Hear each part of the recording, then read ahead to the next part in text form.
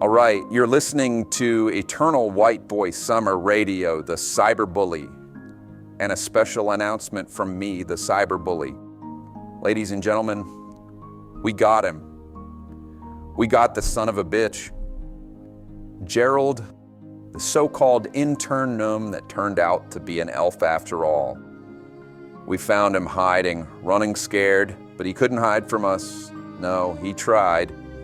Now, for those just joining us, he was sent, no doubt, by Dr. Brainrot himself to infiltrate this operation on this Christmas party, on this Christmas Eve, and try to feed me lines to read that would make me look like a fool, all right?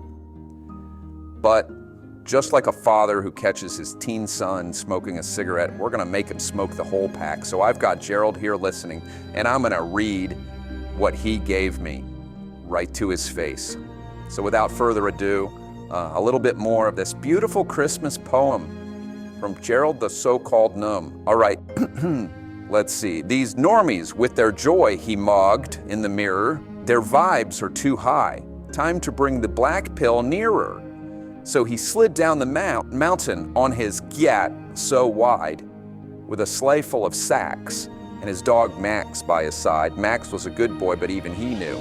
Boss was on that wait, good. All right, I goofed that one up. That was my bad.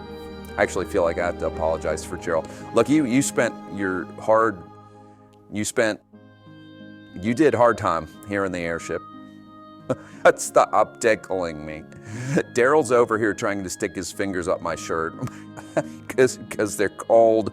He was out on the observation deck and he's got cold little fingers. For the guys out there with kids, you guys know what this feels like. With peanut butter on them. And there's freaking saltine cracker crumbs in my PJs. Like these are private. All right, one last little section here of the poem. He slithered and slunk with a smile most unpleasant around the whole town, and he stole every present.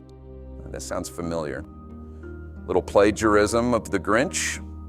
Okay, guys, I think I figured out what he's copying here. The Grinch Stole Christmas. Have you guys seen this? Have you heard about this? Then he dumped it all off the peak of Mount Crumpet, watched it tumble and crash. Merry Christmas, bump it. But as dawn broke, something happened most strange. The Jews gathered around and their voices rang.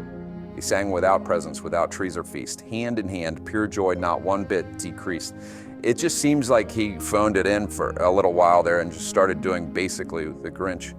All right, guys, so what do we do with Gerald the elf, pretending to be a gnome, trying to sabotage my operation by feeding the absolute cringe to read over the airwaves? What shall we do with him? Let me know on x.com. In the meantime, we will be treating him according to the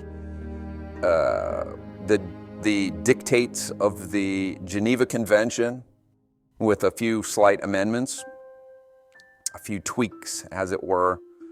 But you guys at home, you deserve better than this. And for this last segment that just sort of sucks, I sincerely apologize. So to make it up for you, we've got bangers on the way, the likes of which you're very used to here. It's EWBSX, the Cyberbully Company Christmas Party. Merry Christmas from the Cyberbully and all his merry gnomes.